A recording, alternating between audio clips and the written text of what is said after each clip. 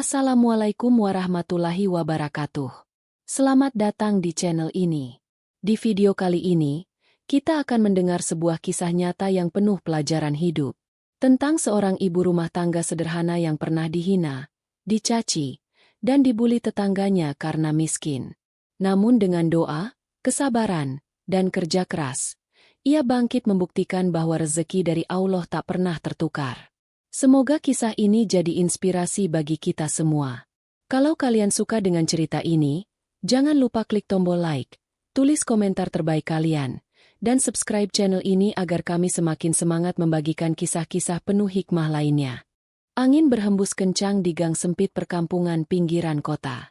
Malam itu hujan turun dengan derasnya, menghantam genteng rapuh rumah kayu milik Sari. Perempuan itu duduk di sudut dapur kecilnya, memeluk putra bungsu yang terlelap di pangkuan. Sudut dapur tergenang air hujan yang merembes dari atap berlubang. Tetesannya jatuh satu-satu mengenai ember plastik yang sudah penuh menampung air bocoran. Suara gemuruh hujan bersahut dengan suara tertawa para tetangga di depan rumah. Mereka berkumpul di teras rumah Burina, hanya 10 langkah dari rumah Sari yang reot. Dari celah jendela, Sari bisa melihat siluet mereka tertawa sambil menunjuk ke arah rumahnya yang hampir rubuh. Dari balik tirai koyak, Sari mendengar jelas kata-kata menusuk itu. Ya ampun Rina, kalau rumahnya roboh gimana? Bisa ketiban dia sama anak-anaknya, ujar Bu Rosi sambil tertawa keras. Bu Rina menjawab lebih pedas. Biarlah, biar tahu diri dia. Miskin tapi gaya kayak orang kaya. Malu-maluin kampung aja. Gelak tawa membuncah. Sari menunduk. Air matanya jatuh bercampur dengan tetesan air hujan dari langit-langit. Ia mendengar suara anak sulungnya, Dimas, yang baru pulang dari warung. Bocah itu menggigil, menatap ibunya yang memeluk adiknya erat. Ibu, atapnya makin bocor. Bu, warung juga bilang berasnya tinggal sedikit. Dimas nggak bisa ngutang lagi, Bu. Sari terdiam. Ia hanya bisa mengusap kepala Dimas yang basah kuyup, mencoba menahan gemetar di bibirnya. Dalam hatinya, Sari membisik, Allah, kuatkan aku. Jangan biarkan aku kalah di depan anak-anakku. Malam makin larut. Gelak tawa para tetangga perlahan mereda, terganti oleh suara hujan yang seakan mengejek sisa keteguhan hati Sari. Di sela tangisnya, Sari membisikkan janji pada dirinya sendiri. Meski suara hatinya pun ragu-ragu. Aku harus bisa. Anak-anakku harus punya hidup lebih layak dari ini. Pagi menjelang dengan langit kelabu. Aroma tanah basah bercampur sisa air hujan di gang sempit. Sari berdiri di depan rumah, menatap dinding kayu yang lapuk. Ia merapikan kerudung kusamnya, lalu berjalan cepat ke warung untuk membeli beras dengan uang receh yang ia kumpulkan dari saku celana Dimas dan celengan kecil. Begitu Sari keluar rumah, Burina yang sedang menyapu halaman langsung menghentikan gerakan tangannya. Pandangan Burina melekat tajam ke wajah Sari. Mau kemana Bu Sari? Belanja? Hehe, pakai apa? Utang lagi. Suara Burina cukup keras hingga tetangga lain mendengar dan berbalik menahan tawa. Sari menunduk, menjawab lirih. Iya Bu, mau beli beras sedikit. Burina menatapnya sinis. Kalau nggak mampu hidup di sini, minggir ajalah Bu Sari. Malu-maluin kampung. Sari tidak menjawab. Ia berjalan melewati Burina dengan dada berdebar. Di warung, ia kembali menerima pandangan kasihan dari pemilik warung. Bu Sari, mau utang lagi? Saya juga susah, Bu, kata si pemilik warung, setengah berbisik, setengah mencemooh. Sari mengulurkan uang receh di tangannya. Ini masih ada. Nggak banyak. Tapi tolong kasih saya beras 1/4 kilo. Pemilik warung menarik napas, lalu mengambil segenggam beras dari karung di sudut. Sari menggenggam plastik bening berisi beras itu erat, seolah memegang sisa harga dirinya yang hampir habis. Di jalan pulang, Sari melihat anak-anak kecil berkumpul di gang sambil berbisik-bisik. Mereka menunjuk ke arahnya, menertawakan tas plastik di tangannya. Beberapa ibu yang duduk di bangku panjang depan rumah sengaja menahan tawa sambil menutupi mulut dengan kerudung. Sari mempercepat langkah. Di sudut gang, Dimas menunggunya dengan mata merah dan pipi bengkak. Sari kaget. Dimas, kenapa pipimu bengkak? Tanya Sari cemas. Suaranya pecah. Dimas menunduk. Suaranya parau menahan tangis. Aku berantem sama Doni. Dia bilang kita keluarga miskin. Rumah kita kandang ayam. Ibu nggak malu apa punya rumah kayak gitu? Sari tertegun. Rasa perih di hatinya menelan semua kata-kata yang ingin keluar. Ia hanya bisa merangkul Dimas sambil menahan isak. Dalam pelukan, Sari merasakan panasnya pipi anaknya bercampur dengan deras air matanya sendiri. Malam itu, di balik pintu kayu rapuh, Sari duduk termenung di atas lantai basah. Di sampingnya, Dimas dan adiknya sudah tertidur pulas meski perut kosong. Sari menatap langit-langit yang bocor. Angin dingin menembus celah dinding. Di dalam dada, amarah, malu, dan harga diri bercampur menjadi satu. Ia memejamkan mata, menahan suara tangis agar tak membangunkan anak-anaknya. Allah, aku tak mau begini lagi. Aku janji. Anak-anakku nggak boleh diinjak harga dirinya kayak aku. Perlahan, di sela hujan yang masih rintik-rintik, Sari berdiri. Tangannya gemetar meraih buku catatan lama di rak usang. Di dalamnya ada resep-resep kue peninggalan almarhumah ibunya. Ia membuka lembar demi lembar dengan jari bergetar. Matanya menatap catatan itu seolah menemukan setitik cahaya di lorong gelap hidupnya. Hatinya berbisik. Besok, aku akan coba. Apapun caranya, aku harus bisa. Malam itu, di rumah reot yang rembes dan dingin, terbit tekad kecil di dada seorang ibu rumah tangga yang pernah diremehkan. Hujan masih menyisakan sisa dingin di pagi buta itu. Udara tipis menembus celah dinding papan rumah Sari yang sudah mulai lapuk dimakan usia. Dalam remang lampu minyak kecil, Sari duduk bersila di lantai dapur yang basah. Di depannya terhampar tepung, gula pasir, parutan kelapa, dan sebotol minyak goreng setengah habis. Semua bahan itu ia beli dari sisa pinjaman 50.000 yang ia dapatkan diam-diam dari teman lama yang tinggal di ujung kampung. Tangannya bergetar, mengaduk adonan perlahan. Sesekali ia menghela napas, memandangi kedua anaknya yang terlelap di bilik kayu. Dimas merintih kecil dalam tidur, memeluk guling yang usang, sementara adiknya memeluk botol air panas kosong pengganti selimut. Bismillah, Allah, tolong berkahi tanganku malam ini. Bisik Sari pada sisa cahaya lampu yang berkedip. Adonan pertama dia bentuk bulat, pipih, lalu digoreng dalam wajan kecil. Bau harum kelapa dan gula merah pelan-pelan mengisi ruang dapur yang dingin. Sari mengecap sedikit rasanya. Manisnya pas, lembut di lidah. Namun matanya terus menatap sisa adonan di baskom. Bertanya dalam hati apakah cukup untuk dijual besok pagi. Waktu merangkak ke dini hari. Setelah adonan habis jadi puluhan kue tradisional, Sari membungkusnya dengan kertas coklat bekas yang disetrika rapi agar tampak bersih. Semua ia tata di keranjang plastik tua. Tangannya melepuh sedikit terkena minyak panas, tapi matanya tak sekalipun terpejam. Azan subuh berkumandang saat Sari selesai merapikan kue. Ia menggigil, memeluk keranjang di dada. Bau harum kue campur bau pengap kayu basah menempel di tubuhnya. Perlahan ia membangunkan Dimas. Nak, bantu ibu. Ya, kita jualan kue di pinggir jalan pasar. Nanti pulang sekolah Dimas langsung pulang. Nggak usah main sama anak-anak kampung dulu. Dimas mengangguk pelan meski matanya masih bengkak. Iya, Bu. Mereka keluar rumah tepat saat matahari malu-malu menembus kabut sisa hujan. Jalanan becek. Beberapa tetangga yang lewat sengaja menoleh dengan tatapan meremehkan. Hei, Bu Sari mau dagang kue? Hahaha, bisa laku nggak tuh? Cibir Bu Rina dari beranda sambil tertawa kecil. Sari menunduk, mempercepat langkahnya, menahan kata-kata yang hampir meloncat dari lidahnya. Di dalam hatinya berteriak, biarlah, asal perut anak-anakku terisi hari ini. Di tepi jalan pasar, Sari menggelar kain lusuh di atas trotoar.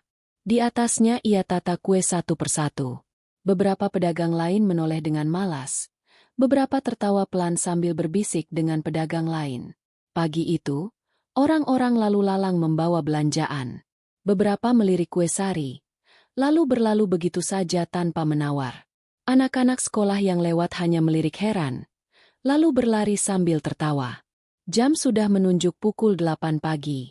Sari menepuk-nepuk pipi Dimas yang tertidur bersandar di tiang lampu jalan. "Nak, bangun. Sekolah, ayo." Dimas mengusap matanya, menatap keranjang kue yang masih penuh. Sari memaksakan senyum. "Biar ibu di sini. Kamu pulang sekolah langsung ke rumah, ya?" Dimas hanya mengangguk. Langkah kecilnya meninggalkan ibunya yang duduk membeku di trotoar. Keringat dingin membasahi leher Sari meski angin pagi cukup menusuk. 1 jam berlalu. 1 kue pun belum ada yang laku. Sari hanya bisa menatap orang-orang yang sibuk dengan urusan mereka. Seolah keberadaan Sari hanyalah bayangan di sudut jalan. Hingga tiba-tiba, sebuah mobil hitam berhenti tepat di depannya. Kaca jendela mobil perlahan turun. Seorang pria muda dengan kemeja rapi menatap ke arah Sari. Senyumnya ramah, matanya hangat. "Bu, jual kue apa ini?" Sari tergagap, cepat-cepat berdiri. "Ini, nak, kue kelapa sama onde-onde. Baru buat subuh tadi." Pria itu turun dari mobil, menghampiri keranjang kue, mencicipi 1 biji. Ia mengunyah pelan, menatap Sari dengan senyum yang makin lebar. "Enak, Bu. Berapa semua ini?" Sari tertegun. "Semua? Kalau 1 biji 1.000. Jadi, semua sekitar 50.000. Pria itu tertawa kecil. Ia mengeluarkan dompet, mengambil selembar 100.000, lalu menyerahkan ke tangan Sari. "Saya borong semua, Bu. Nggak usah kembalian." Sari nyaris tak bisa berkata-kata. Tangannya gemetar menerima uang itu. Matanya basah, bibirnya bergetar menahan tangis syukur. Pria itu menoleh pada sopirnya. "Masukin ke mobil. Ibu, kalau besok bikin lagi, bisa titip nomor HP? Saya bantuin promosikan. Enak banget ini kuenya." Sari mengangguk cepat. Ia merogoh saku, mengeluarkan kertas robek bekas buku tulis Dimas, menulis nomor HP pinjaman temannya. Mobil itu pergi meninggalkan debu jalan. Di tangan Sari, uang 100.000 terasa seperti kunci pembuka gerbang baru dalam hidupnya. Ia menatap jalan pasar yang ramai. Untuk pertama kalinya merasa kakinya berpijak kokoh di bumi. Namun di balik sudut pasar, Bu Rina berdiri sambil melotot dari kejauhan. Ia melihat semua kejadian itu. Bibirnya menekuk masam. Hatinya terbakar rasa iri yang mendidih. Sari tak peduli. Di tangan Sari, selembar uang kertas itu bergetar. Bersama hati yang membisik, "Aku pasti bisa. Ini baru permulaan. Tunggu saja. Allah akan angkat derajatku setinggi langit." Angin sore menghembuskan bau gorengan dan asap knalpot di sudut pasar. Di atas bangku kayu, Sari menata kue kelapa dan onde-onde dengan wajah sumringah. Pagi tadi, ia sudah bangun sebelum azan subuh, menggiling kelapa, menakar gula, mencampur tepung dengan sabar meski tangannya lecet bekas kemarin. Di sebelahnya, Dimas duduk merapikan plastik pembungkus kue satu persatu. Mata anak itu berbinar penuh harap. Setiap kue mereka bungkus dengan hati-hati, seolah membungkus mimpi baru yang masih hangat. Di seberang jalan, Bu Rina mengintip dari kios sayurnya. Kedua matanya tajam, bibirnya komat-kamit penuh racun kata-kata. Ia tak terima. Selama ini dia merasa paling dihormati di kampung.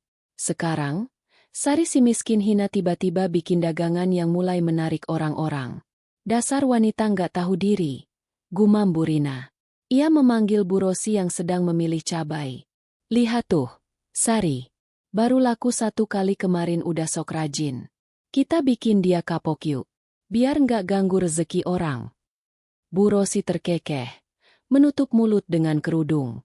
"Iya Bu Rina, saya punya cara. Besok kita sebar kabar kalau kuenya basi. Biar orang nggak mau beli." Mereka berdua tertawa kecil. Iri, benci, dan rasa kalah bercampur di mata mereka. Sementara itu, sore itu berjalan cepat untuk Sari. Setelah dagangannya ludes diborong pembeli yang mulai berdatangan karena kabar mulut ke mulut, Sari pulang dengan saku penuh receh dan sisa uang kembalian dari pembeli kemarin. Sesampainya di rumah, Ia duduk di lantai ruang tamu yang cuma dialasi tikar robek. Ia membuka catatan kecil, menulis nama bahan-bahan yang perlu ia beli lebih banyak. Dimas di sampingnya menatap ibunya penuh rasa bangga. "Ibu, besok bikin lebih banyak lagi ya.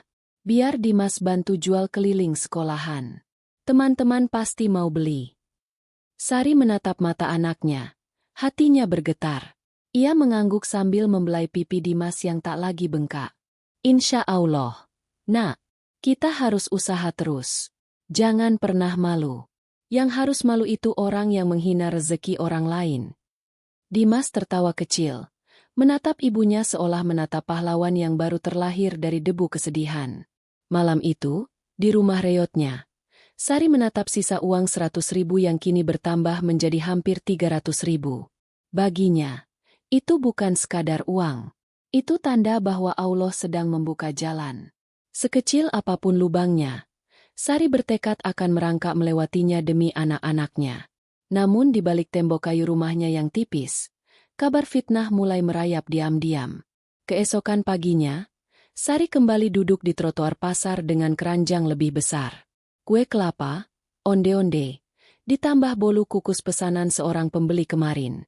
Wajahnya cerah. Senyum tak putus menghiasi bibirnya meski keringat membasahi pelipis. Namun 1 jam berlalu, pembeli sepi. 2 jam berlalu, orang-orang hanya lewat sambil menutup hidung.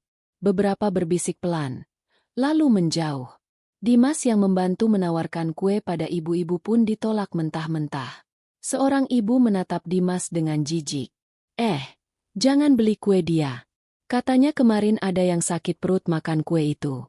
Basi katanya." Dimas tertegun.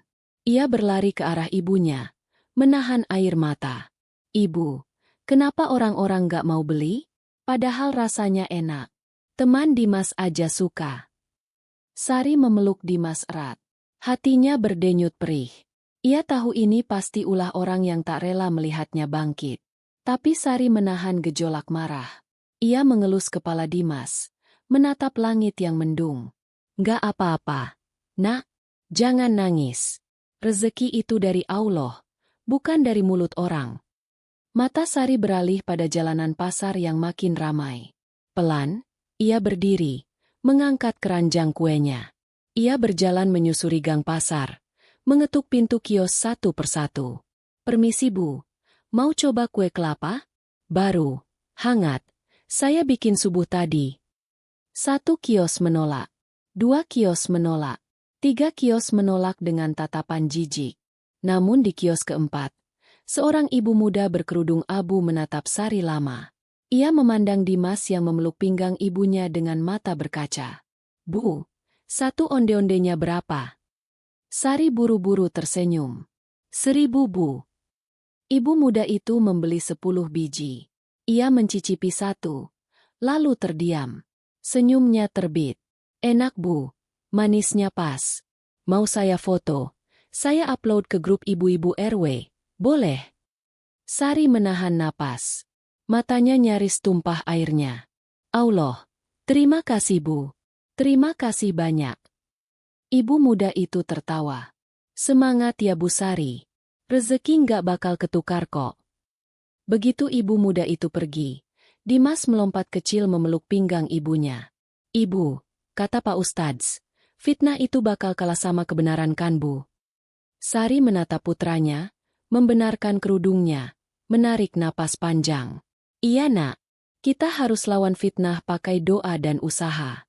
Biar Allah sendiri yang tunjukkan siapa yang benar." Di kejauhan, Bu Rina melihat adegan itu sambil menggertakkan giginya. Tangan kirinya mencengkeram sapu lidi sampai patah di genggaman. Ia tak tahu, sepotong kebaikan kecil dari 1 pembeli jujur hari itu akan membuka pintu langit untuk Sari. Dan angin yang berembus pelan di pasar sore itu, membawa bisik kabar baik ke sudut-sudut kampung. Hujan turun lagi, menetes di atap seng rumah Sari yang bocor di sana-sini. Tapi malam ini, Sari tak peduli. Di lantai ruang tamu, beralaskan tikar tua, dia merapikan tumpukan plastik pembungkus kue, kertas label kecil, dan catatan pesanan yang mulai ramai. Di sampingnya, Dimas tertidur kelelahan, masih memeluk buku tulisnya. Sejak seorang ibu muda memfoto kuenya dan memposting di grup ibu-ibu RW, telepon pinjaman Sari berdering nyaris tanpa jeda. Satu persatu orang bertanya, minta dibuatkan kue kelapa, onde-onde, dan bolu kukus. Ada yang pesan untuk arisan, ada yang pesan untuk acara syukuran, bahkan ada yang minta dititipkan di warung-warung sekitar pasar. Hatinya berdegup kencang, tangan gemetar merapikan catatan pesanan. Semua ia tulis dengan bolpen merah agar tidak tertukar. Di sela-sela hujan yang menitik di luar, Sari menunduk dalam sujud, membisik nama Allah berkali-kali, meminta langkahnya dikuatkan. Keesokan harinya, Sari bangun sebelum ayam jantan berkokok. Tangannya menumbuk kelapa, meracik gula merah, mengukus adonan, membungkus satu persatu kue. Kali ini, ia tak sendiri. Dua tetangganya yang dulu hanya menonton kini datang mengetuk pintu. Bu Sari, kalau butuh bantuan bikin kue, saya sama Rumi mau bantu. Nggak usah bayar dulu. Nanti kalau udah rame, ya nggak apa-apa bayar belakangan. Sari menatap keduanya. Hatinya merembes hangat. Ia mengangguk berkali-kali sambil menahan tangis. Dengan 4 tangan bekerja, kue-kue siap lebih cepat. Bahkan dapurnya yang sempit berubah jadi ruang produksi kecil. Penuh bunyi uap kukusan, wangi kelapa manis, dan suara doa lirih di bibir Sari. Sementara itu, di rumah Bu Rina, suara bantingan piring terdengar nyaring. Kenapa orang-orang malah makin suka beli kue dia? Apa-apaan ini? Bu Rina membanting sendok, menatap ponselnya dengan wajah panas. Foto kue Sari dengan label rapi tersebar di grup ibu-ibu kampung, di status WA, bahkan di Facebook warga. Setiap orang menulis komentar manis, memuji rasa kuenya, memuji keuletan Sari, dan mendoakan usahanya lancar. Di luar pagar rumahnya, suara teriakan penjual sayur bercampur kabar bahwa kue Sari sudah masuk ke warung-warung pinggir jalan. Bahkan ada satu warung kopi yang rela menaruh kue Sari di etalase kaca. Tak ingin kalah, Bu Rina mencoba menjual kue bikinannya sendiri. Tapi rasanya yang keras dan kemanisan membuat pembeli enggan datang lagi. Diam-diam, Bu Rina tahu dia sudah kalah, tapi lidahnya terlalu keras mengakuinya. Di sisi lain, Sari juga tak mau cepat puas. Sore itu, setelah semua pesanan dikirim, ia duduk di depan rumah dengan Dimas. Di pangkuannya, catatan kecil penuh coretan angka dan ide-ide baru. Nak, ibu mau coba cari pinjaman modal lagi. Tapi bukan sama orang kampung. Ibu mau ke bank desa. Kalau dapat modal, kita bisa beli kompor baru, loyang baru, dan bikin kemasan lebih bagus. Dimas menatap ibunya penuh kagum. Ibu nggak takut orang kampung ngomongin ibu lagi? Sari tertawa kecil, mengacak rambut Dimas. Ibu nggak peduli nak. Orang bisa ngomong apa saja. Yang penting ibu sama kamu makan dari uang halal, dari keringat sendiri. Yang malu itu orang yang suka fitnah. Sore itu, Sari berdiri di depan bank desa. Kakinya bergetar, tapi langkahnya tetap maju. Dalam pikirannya, suara ejekan Bu Rina dan orang-orang kampung masih bergema. Tapi suara itu perlahan tenggelam oleh tekad yang menyalakan bara di dadanya. Di meja petugas bank, Sari menuliskan formulir pengajuan kredit mikro. Tangannya dingin, tapi bibirnya mantap menjawab semua pertanyaan petugas. Sesekali, ingatannya melayang ke dapur kecilnya, ke tumpukan pesanan kue, ke wajah Dimas yang tertawa sambil memegang buku tabungan sekolahnya. Baik Bu Sari, kami akan survei rumah ibu besok. Kalau lolos, pinjaman bisa cair minggu depan. Sari menahan air mata yang hampir jatuh. Ia berterima kasih berkali-kali, menunduk hormat sebelum berjalan pulang. Di kepalanya, suara riuh pasar, bunyi ulekan kelapa, aroma adonan manis, semua berbaur jadi irama baru. Irama seorang perempuan yang dulu dihina, tapi kini berdiri di atas usahanya sendiri. Di rumah, Bu Rina memandangi Sari yang berjalan pulang dari kejauhan. Kali ini Bu Rina hanya bisa menggigit bibir, menahan iri yang menyesakkan dada. Tak ada lagi tawa sinis. Yang ada hanya ketakutan. Takut kalau sebentar lagi orang-orang benar-benar lupa siapa Bu Rina, dan hanya mengenal Sari si penjual kue yang sukses. Hujan berhenti. Langit senja membara di atas rumah-rumah kampung yang basah. Di dalam hati Sari, suara lirihnya berbisik pelan. Allah, kuatkan aku. Karena aku ingin buktikan pada anak-anakku bahwa kemiskinan hanya sementara, tapi harga diri dan kerja keras akan menuntun kami pada kemuliaan. Matahari pagi merangkak pelan di langit kampung. Burung gereja berkejaran di atap seng rumah Sari yang kini tak lagi bocor. Karena semalam tukang datang memperbaiki setelah Sari membayar upahnya tunai. Di dapur, kompor gas baru berdampingan dengan panci kukus besar. Di meja, kemasan kue dengan label rapi bertuliskan kue Sari. Manisnya rezeki halal tersusun menanti diantar. Pagi itu, suara pintu diketuk lembut. Petugas bank desa datang, meninjau rumah Sari. Setelah berbincang, menanyakan usaha, dan mencicipi kue, petugas hanya mengangguk puas. Di tangan Sari, selembar surat persetujuan pinjaman mikro terlipat rapi, bagai tiket menuju kehidupan baru. Tak lama, sebuah sepeda motor datang menghampiri. Seorang ibu muda turun membawa selembar selebaran.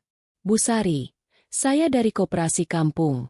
Boleh nitip kue ibu untuk dijual di kios koperasi? Nanti kami bagi hasil. Kue ibu enak banget. Banyak yang tanya. Sari menahan napas. Dada berdegup lebih cepat dari suara detak jam dapur.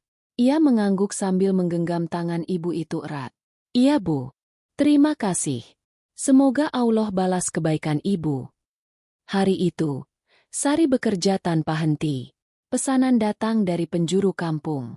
Warung kopi, arisan, pertemuan PKK, sampai kantin sekolah. Dua tetangga yang dulu menertawakan Sari kini resmi jadi pekerjanya. Upah mereka dibayar harian, cukup untuk belanja dapur masing-masing. Dimas pun semakin ceria. Sepulang sekolah, ia membantu ibunya menata kue di etalase warung-warung.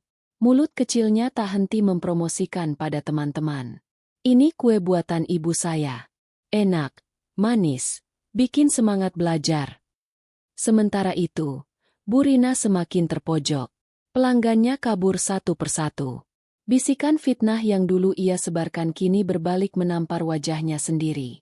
Orang-orang mulai membisiki Bu Rina sebagai sumber iri dengki di kampung. Sore itu, Sari berdiri di teras rumah barunya.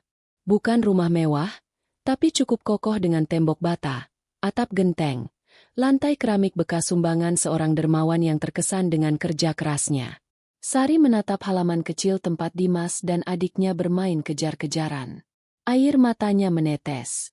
Bukan karena sedih, tapi karena hati yang penuh syukur. Dari dapur reot, hinaan bertubi, fitnah keji. Sari berdiri di puncak kegigihan yang tak pernah ia impikan sebelumnya. Ia mengingat masa lalu. Hinaan Bu Rina. Cacian tetangga. Suara ketukan pintu penagih utang. Kini semua tinggal bayang.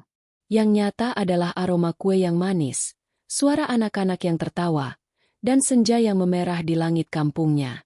Malamnya, di ruang tamu, Sari duduk di depan kamera pinjaman milik Dimas. Anak itu yang mengajarkan cara merekam video. Ibu, ayo, biar teman-teman di YouTube juga bisa dengar cerita ibu. Dengan suara bergetar, Sari berkata, teman-teman semua, inilah kisah saya. Sari, seorang ibu rumah tangga yang pernah dihina karena miskin, pernah dibuli karena lemah. Tapi saya percaya, rezeki datang dari Allah, bukan dari mulut orang lain. Saya tidak membalas fitnah dengan fitnah. Saya hanya balas dengan doa, kerja keras, dan sabar.